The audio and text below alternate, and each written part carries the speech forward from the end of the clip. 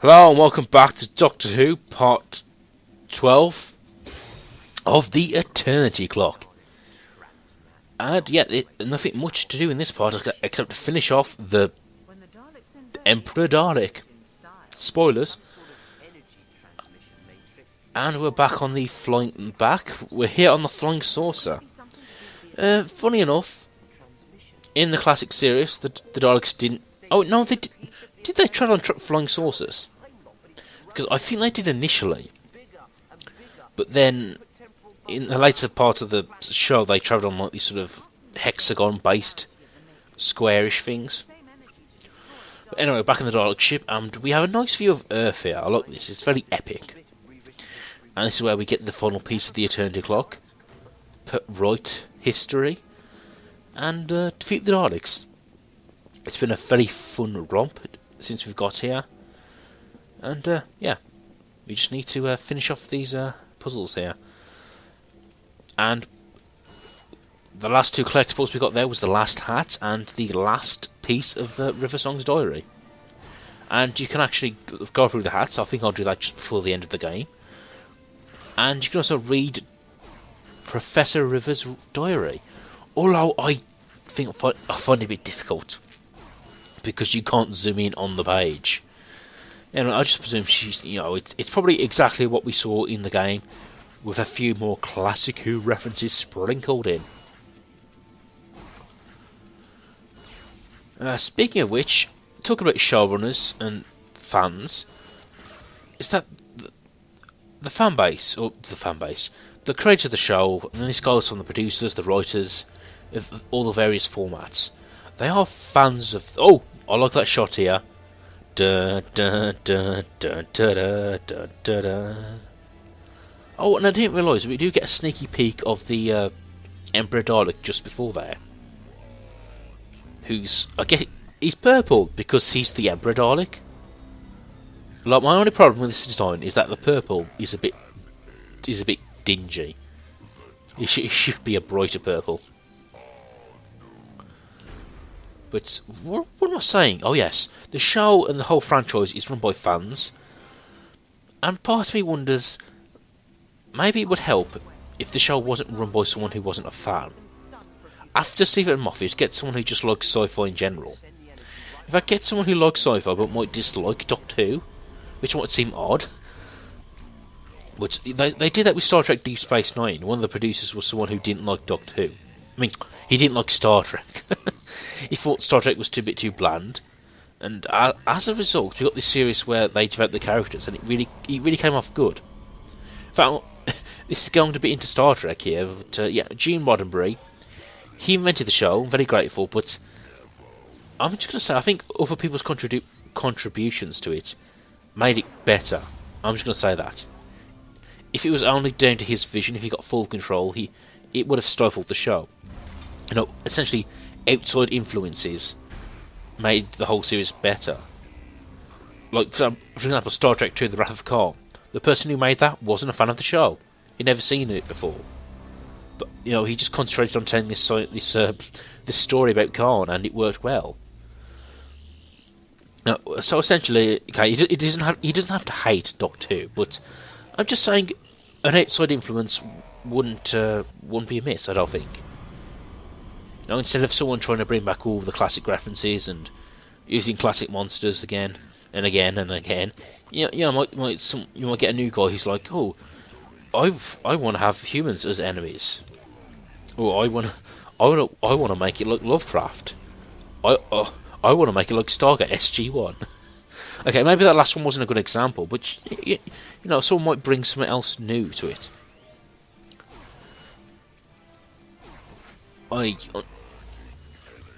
Like I was reading. Never mind. I'll talk about it another time.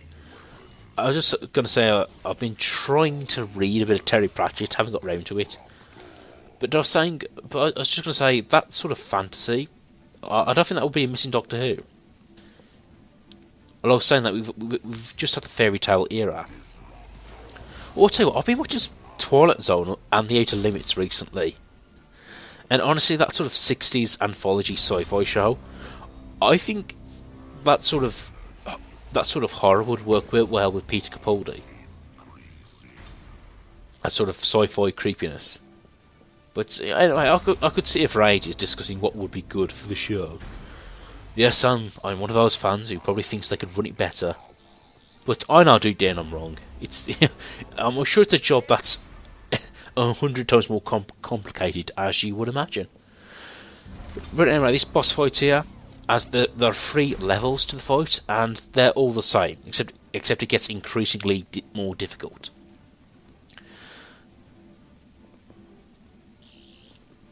Oh, come on. There we go. You know, I've had that mess up when I'm trying to record this boss fight. Oh, thank you. Just hit me right off the bat, thank you. Where I'm trying to get on the list and it doesn't quite work. But yet you solve the same puzzles again as the Doctor. And River has to shoot the Emperor Dalek. And that's it. Really like this version of the Emperor Dalek. I think the last time we saw one was in Parting of the Waves in modern Doctor Who. Well, there might have...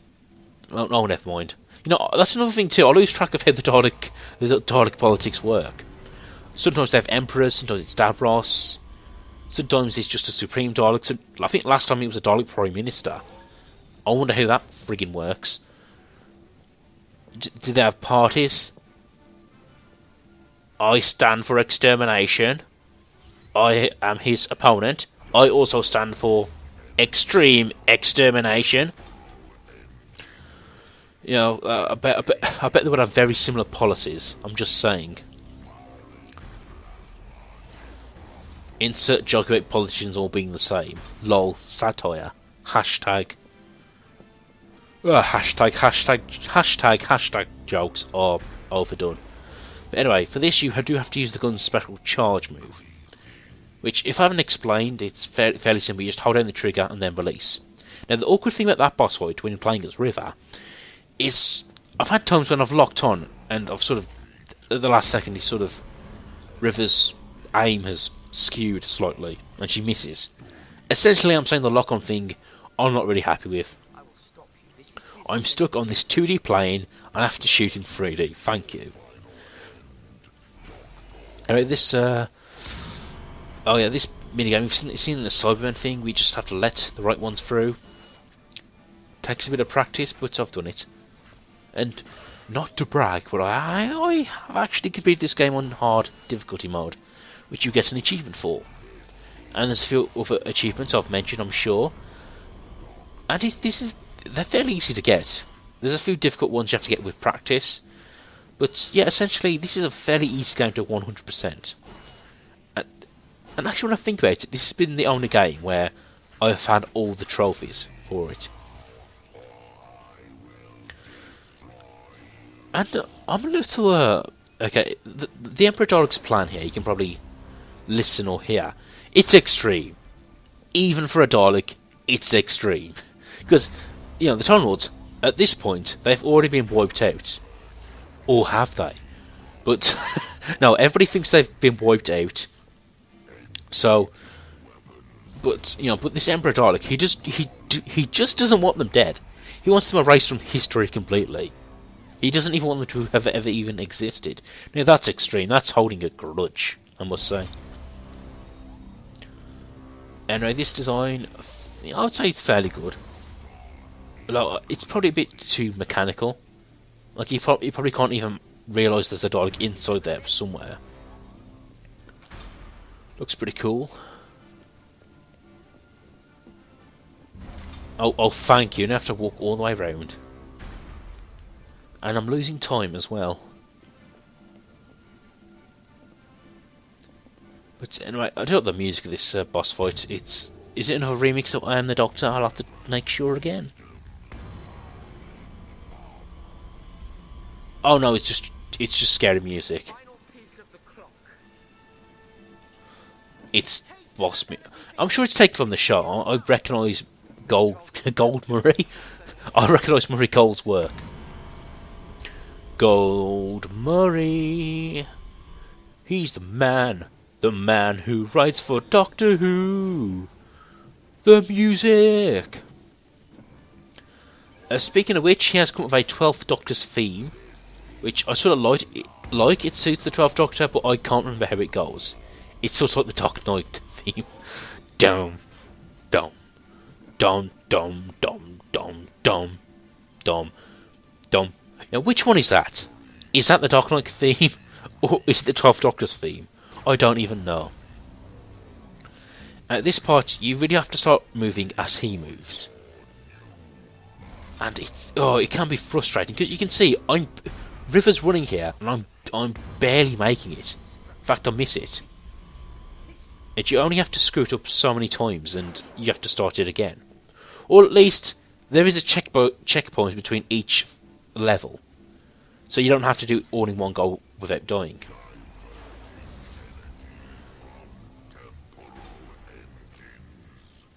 Oh, come on, so close now. And, I wish they could have did something a bit extra for this boss fight. I mean, you solve puzzles, then you shoot him.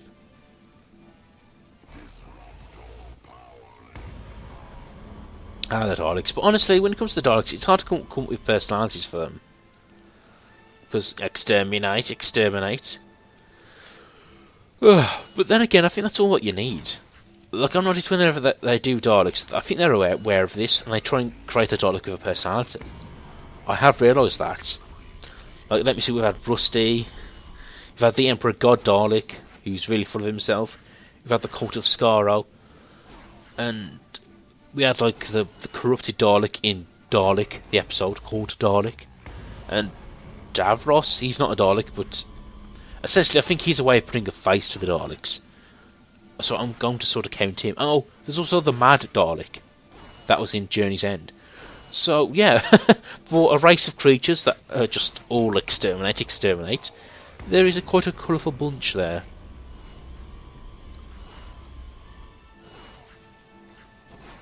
But, yeah, I'm just saying, next time they don't necessarily need to do that. Just have a group of Daleks, have them be this uncompromising force. Have them come in, like, shooting innocent people indiscriminately. Be like, we will exterminate you. Just make them mean and cold, and don't bother trying to make them nuanced or complicated. Because I like complicated characters. Don't get me wrong, but sometimes you just want a simple bad guy, a personification of evil. Because that's I think that's what they really are. I mean, the Doctor, he's not a violent man. He tries to give every living creature a chance. He uses violence as the last resort. But I think, at this point, definitely at this point, that the Daleks are the one exception. The Daleks are the one creatures he would kill on sight.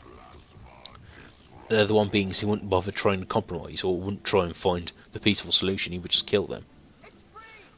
Which might sound undoctorly, but at this point, I think that's true. The Daleks have become his one exception. Oh, apparently the Sonic Screwdriver can sort of has telekinesis. By the way, I'm so glad they toned down the Sonic Screwdriver's functions with the 12th Doctor. I mean, you barely notice it's there. I think its most prominent use was in Flatline.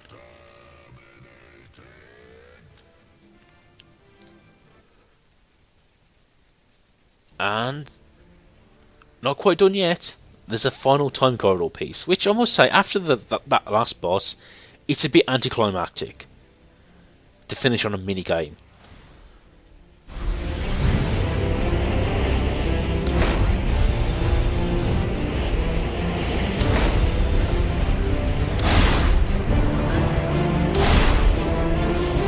Oh my fairs, don't worry, I won't let the nasty woman anywhere near you.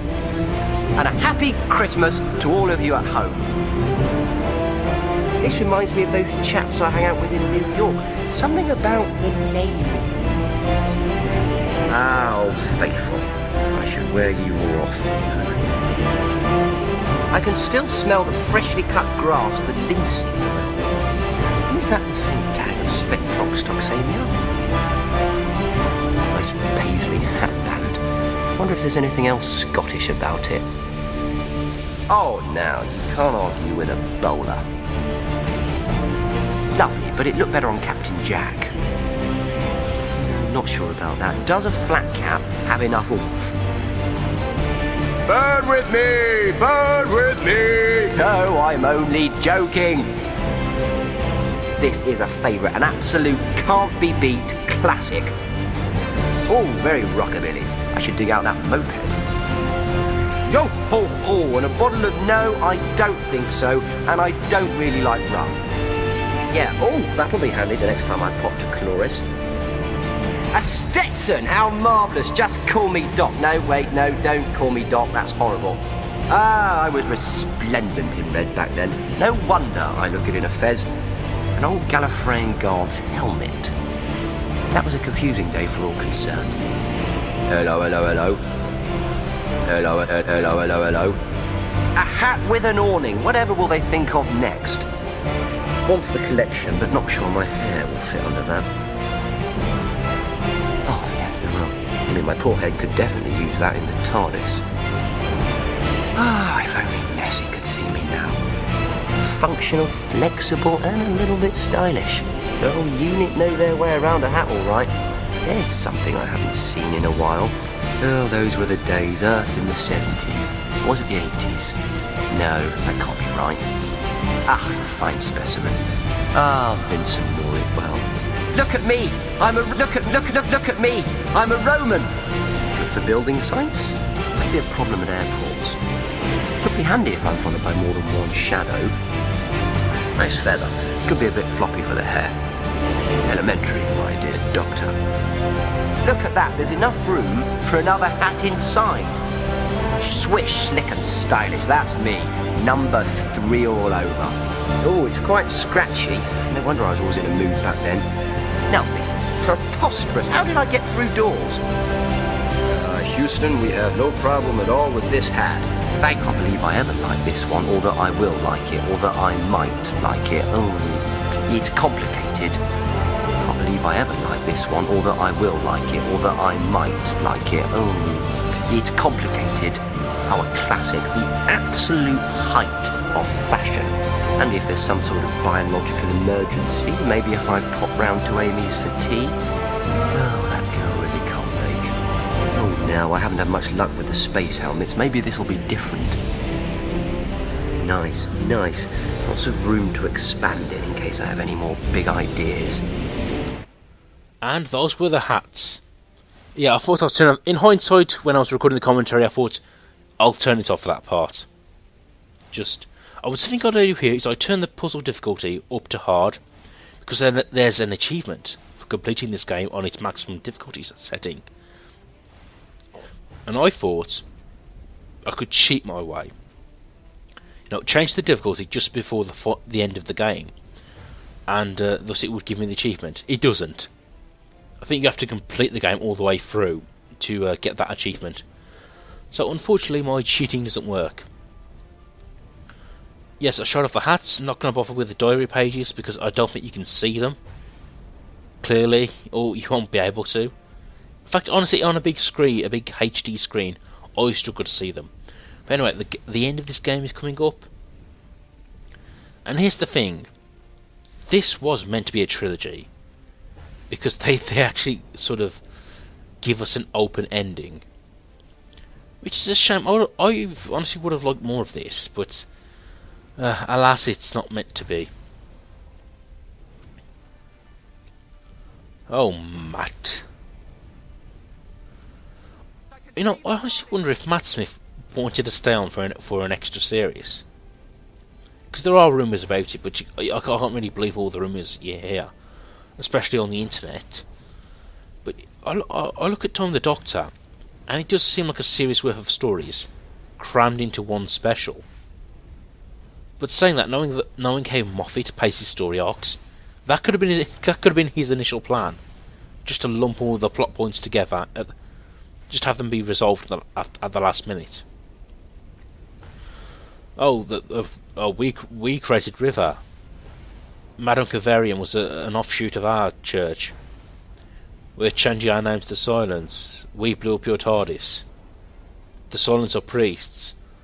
Here's a new regeneration cycle. You know what I mean? All the plot points just thrown at you. Ugh. Yeah, I'm not a fan of Tom the Doctor. I think it was just cluttered. Like, Moffat had this plan. This had a plan for this entire run of a Doctor's lifespan.